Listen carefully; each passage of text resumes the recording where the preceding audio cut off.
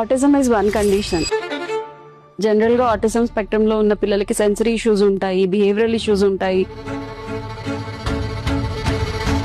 సరిగా మాట్లాడలేకపోతూ ఉంటారు, tantrums behave చేస్తూ ఉంటారు, ఫుడ్ సరిగా తీసుకోలేరు, అందరిలో కలవలేరు. ఇలా ప్రతి కిడ్ లో ప్రతి ఇష్యూ ఉంటుంది అని కామన్ గా అందరు అనుకుంటూ ఉంటారు. బట్ అందరూ అర్థం చేసుకోవాల్సింది ఏంటంటే autism is a spectrum. So చాలా vast variety of symptoms kid మనకు చూపిస్తూ ఉంటారు. And it is not necessary that ప్రతి కిడ్ లో అన్ని రకాల ఇష్యూస్ ఉండాల్సిన అవసరం కూడా లేదు. ఎవ్రీ చైల్డ్ ఈజ్ యూనిక్ అని చెప్తాం. అంటే కొంతమంది పిల్లల్లో సోషలైజేషన్ ఇష్యూస్ మాత్రమే ఉంటూ ఉంటాయి. వాళ్ళు బాగా మాట్లాడగలుగుతారు, బిహేవియర్స్ కూడా బాగా మేనేజ్ చేస్తూనే ఉంటారు. బట్ అందరు పిల్లలతో కలిసి ఆడుకోవడము, అందరి మధ్యలో ఉండడం ఇబ్బంది పడుతూ ఉంటారు. అలాగే ఇంకొంతమంది పిల్లలు మాట్లాడడం ఒక్కటే వాళ్ళకి సమస్యగా ఉంటుంది. అందరి మధ్యలో ఉంటారు, బాగానే బిహేవ్ చేస్తారు, కానీ మాట్లాడలేకపోతూ ఉంటారు. ఇంకొంతమంది పిల్లలు ఏంటంటే మాట్లాడగలుగుతారు, స్కూల్కి కూడా వెళ్ళగలుగుతారు, కానీ సడన్ గా సెన్సరీ ఇష్యూస్ అనేవి ట్రిగర్ అవుతూ ఉంటాయి. సో ఇలా ప్రతి చైల్డ్ లో ఉండే ఇష్యూస్ మారిపోతూ ఉంటాయి. అలాగే వాళ్ళకి కావాల్సిన ఇంటర్వెన్షన్ కూడా ప్రతి కిడ్ టు కిడ్ మారుతూ ఉండాలి. So every child is unique and every therapy plan should be unique to that particular child.